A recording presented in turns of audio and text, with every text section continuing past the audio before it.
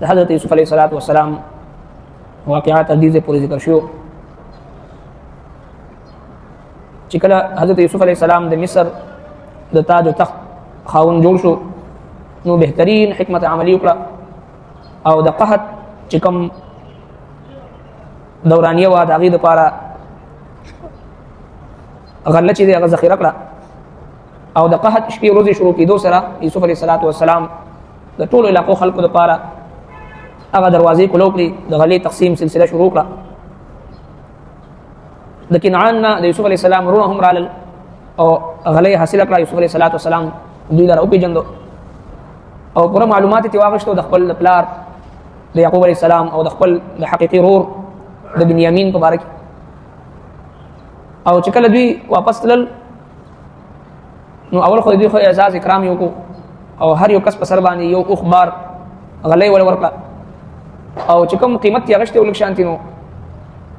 یوسف علیه السلام خپلو خادمانو ته وویل چې دغه قیمت واپس د دوی په دې بورو کې دنګ نه کېږي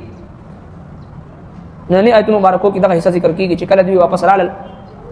یعقوب علیه السلام ته وایي چې موږ خو مصر ته لاړو خو ډېر دیانتدار او خوش اخلاقه عادل حکمران دی هلته کې زموږ ډېر عزت اکرام یې وکړو موږ له چې دی نو لس ورونو ته لس حصې غنم غلۍ راکړه او موږ ته وایي چې بیا چې راځئ نو خپل کشر ورور هم ځان سره راولئ چې تاسو ته 11 برخې میلو شي او که بیا تاسو هغه رانه وستو نو بیا تاسو ما ته نږدې رانه شئ ځکه تاسو دروغجن شوي بیا تاسو اول دا دعوه کړې چې موږ 11 ورونه او که 11 هم رانه وستو نو بیا ما ته نږدې رانه شئ نو ته موږ سره دې ځله بنیامین چې دی هغه پرېږده چې موږ بوزو او د ده حفاظت وکړو یعقوب علیه السلام ورته وایي چې زه په تاسو باندې هغسې بروسه وکړم چې څرنګې تاسو باندې مخکې ما کړی یوسف علیه السلام په باره کې او تاسو ما سره د هغې په حق له زیاتې وکړه نو بهرحال یعقوب علیه السلام ته دوی ډېر تاکید وکړو نو هغه مجبوره شو وایي الله جل شانه ډېر ښه حفاظت کوونکی دی بهرحال چې کله دوی خپل هغه غله کوله وکړه نو په هغې کې هغه پیسې هغه قیمت هم پروت و چې کوم یعقوب علیه السلام دوی ته ورکړی نو دا زامن ډېر خوشحاله شو او زر رامنډه کړه پلار ته ورته وایي چې دا وګوره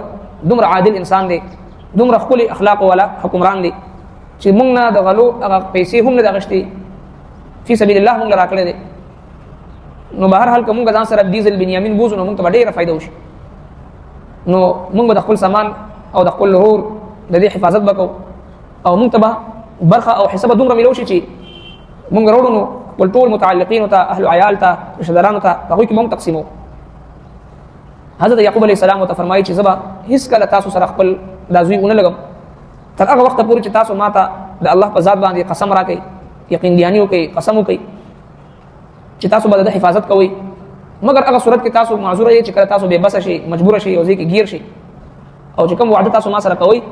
په هغې باندې الله جل شانه نګهبان دی وکیل دی دوی پلار سره وعده وکړه بیا چې کله روانېدل نو یعقوب علیه السلام ورته یو څو آداب او شرایط وښودلو چې د هغې ذکر سباني آیتونو مبارکو کېږي وقال او ده وویل لفتیانه خپلو خادمانو ته اجعلوا بضاعتهم چې تاسو کېږدئ د دوی قیمت فی رحالهم د دوی په سامان کې یوسف علیه السلام ورته وویل چې کوم قیمت دوی راوړي دی واپس د دوی په سامان کې دننه کېږدي مقصد یې څه لعلهم یعرفونها چې دوی هغه وپېژني اذا انقلبوا کله چې دوی واپس شي الى اهلهم خپلو خلکو طرف ته لعلهم یرجعون دپاره دوی چې دوی دوباره راشي حکمت په دې کې دا و یوسف علیه السلام دا غوښتل چې دوی خامخا واپس راشي او زما رور چې کوم حقیقي رور دی بنیامین هغه سره راولي دې دپاره دا یو طریقه اختیار کړه د هر بادشاه سره او د هر قاضي او حاکم سره څه نه څه خصوصي اختیارات وي د هغه ذاتي اختیارات هغه ته چې د قانون ورکوي یوسف علیه السلام د خپلو ورونو سره هغسې معامله وکړه فلما رجعوا هر کله چې دوی واپس شول الى ابيهم خپل پلار ته قالوا دوی یا ابانا ای زموږ پلاره منع منا الکیل آینده بند کړی شو په موږ باندې پیمانه فارسل معنا پس ولېږه ته موږ سره اخانا زموږ ورور نقتل چې موږ غله راوړو وانا له لحافظون بېشکه موږ د هغه حفاظت کوونکي قال وی فرمایل یعقوب علیه السلام هل آمنکم ایا زه په تاسو اعتبار وکړم الا کما امنتکم لکه چې څرنګې ما اعتبار کړی په تاسو باندې قال یعقوب علیه السلام فرمایي هل آمنکم ایا زه په تاسو اعتبار وکړم علیه د ده په حق له الا کما امنتکم مګر څرنګه چې ما اعتبار کړی په تاسو باندې علی اخیه د ضرور په حق له من قبل د نه وړاندې فالله خیر حافظا پس الله جل شانه ډېر ښه محافظ دی وهو ارحم الراحمین او مغه د ټولو نه زیات رحم کوونکی دی ولما فتحوا متاعهم هر کله چې دوی پرانستل سامان خپل وجدوا بیا مندله بضاعتهم خپل قیمت ردت الیهم چې واپس کړی شو دوی ته قالو دوی یا ابانا ازم کلارا ما نبغي سغواړو مونږه هذه بضاعتنا دا زمونږه قیمت ردت الینا چې واپس کړی شو دی مونږ ته ونمير اهلنا او مونږ بغل وروړو خپل خلکو د پاره ونحفظ اخانا او حفاظت وکړو د ورور خپل ونزداد او مونږ زیات وروړو کیل بعیر غلا یو بار د اخ مونږ د خپل اهل عیال او متعلقین د پاره هم غل وروړو او د خپل ضرور حفاظت بم کو او دا د مونږ سره دومره خګړه کړې چې زمونږه قیمت هم واپس مونږ لپاره سامان کې خدای مونږ سو غواړو نو کدي لاړ شو مونږ د بنیامین برخه بم وروړو او نور بم زیات وروړو ذالک کیل دا پیمانه یسیر اسانه ده قال اول يعقوب عليه السلام لن ارسله اس کله بدی اون لګم زه معكم تاسرا حتى تردی پوری توثونی چې تاسو راکړی ماته موثقا فخوعد من الله د الله تر څو پر چې کلک قسم او وعده تاسو نه راکړي دې ځل په تاسو باندې اعتماد نشم کولی لا تاتنني به چې تاسو به خامخرا ولې دې ماته الا ان يحاط بكم مگر دا چې راګیر شي تاسو با صورت هغه مستثناوي سره چې رسول الله صلی الله علیه وسلم د صحابه کرامو نه بیعت واغشتو او بیا وته دا فرمایل چې کله تاسو لاچار او بebس او مجبور شئ نو هغه باندې دا بیعت بیا هغه وخت لپاره نه دی یعقوب علیه السلام هم دوی قسم واغشتو ورسره فرمایل الا ان يحاط بكم مگر دا چې تاسو گیر شئ او مجبور شئ بebس شئ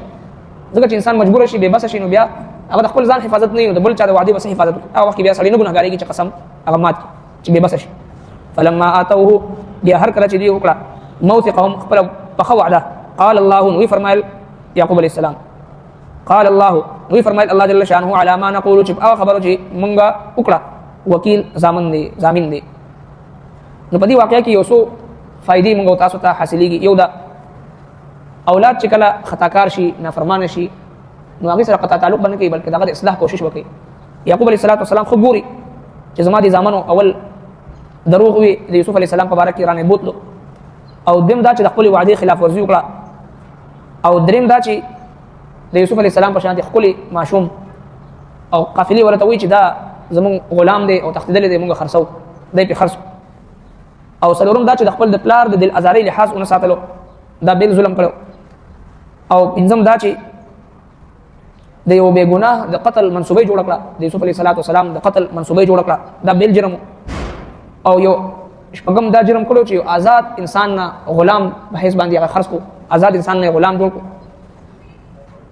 نو د دې ټولو جرایم باوجود یعقوب علیہ السلام دوی سره قطع تعلق نه کړي صله رحمی ورسره نه ختم کړي رشتہ ناتا او تعلق ورسره ختم کړي نه دي نو معلومه شو چې اولاد چې هر څنګه شي برابر دغه د اصلاح کوشش وکړي قطع تعلق ورسره نه کوي څنګه چې نوح علیہ السلام کړو هغه واقعا تیر شو یا بني يركب معنا ولا تكن مع الكافرين خګور چې طوفان راغی او ډوبېږي لګیا د زوی تر اخري وخت پورې نوح علیہ السلام ورته چې بچي راوخه د کشته ته د کافرانو نه جوړيږي دغه شانتي یعقوب علیہ السلام تر اخري وخت پورې د زمانو ته د اصلاح لپاره کوشش کوي فکر کوي تعلق ورسره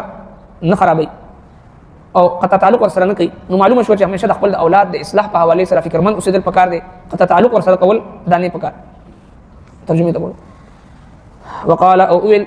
لفتيان يخبل خادمان تا اجعلوا بضاعتهم چکې تاسو د دوی قیمت فی رحالهم د دوی په سامان کې لعلهم يعرفونها چې دوی هغه پیژني اذن قلبوا چې کله دوی واپس شي الى اهلهم خپل خلق طرف ته لعلهم يرجعون د پاره دي چې دوی را واپس فلما رجعوا الى ابيهم بس هر کله چې دوی را خپل پلار ته قالوا دوی یا ابانا اذن کلا منع من الكيل آئنده بند کړی شو موږ باندې پیمانه غلا فارسل معنا پس ولګه موږ سره اخانا زمغرور نقتل چې موږ بیا غلا وروړو پیمانه وروړو فإنا له لحافظون بشک موږ د حفاظت کوونکو قال وی فرمایل هل امنكم عليه ايذ پتا سو اعتبار وکړم د په حق لا الا كما امنتكم لك څنګه چې ما اعتبار کړو پتا سو باندې على اخيه د ضرور په حق لا من قبل د نوران دي فالله خير حافظا پس الله جل شانه ډېر محافظ دی او هو ارحم الراحمين او هغه ټول نه زیات رحم کوونکی دی ولما فتحوا متاعهم به هر کله چې دوی پرانستل سامان خپل وجدوا بضاعتهم بیا من دوی خپل قیمت ردت اليهم چې واپس کړی شو دوی ته قالوا دوی یا ابانا اذن کلارا ما نبغي سغواړو مونږه هذه بضاعتنا دا زمونږه قیمت ردت الینا چې واپس کړی شوی دی مونږ ته ونمیر اهلنا او مونږ بغلر او خپل خلکو د پاره ونحفظ اخانا او حفاظت وکاو د خپل ورور ونزداد او زیات برو مونږه کیل بعیر یو بار غلا یو اخبار ذالک دا چې دا کیل یسیر دا پیمانه غلا اسانه د مونږ د پاره قال او فرمایلی یعقوب علیہ السلام لن ارسله هیڅ کله به اون لګم دي معكم تاسرا حتى تؤتوني ترسيف ذاك لماتا موثقا فخوعد من الله اذا الله لتأتنني به چې تاسو به خامخا راولئ ماته دې الا ان يحاط بكم مگر دا چې راګیر شي تاسو فلما آتوه بیا هر کله چې ورکړه دوی موثقهم خپله پخه وعده قال الله نبی فرمایل الله جل شانه على ما نقول په هغه خبرو چې مونږ کو وکیل ضامن دی صدق الله ربنا تقبل منا انك انت السميع العليم وتب علينا انك انت التواب الرحيم صلى الله تعالى على خير خلقه محمد واله واصحابه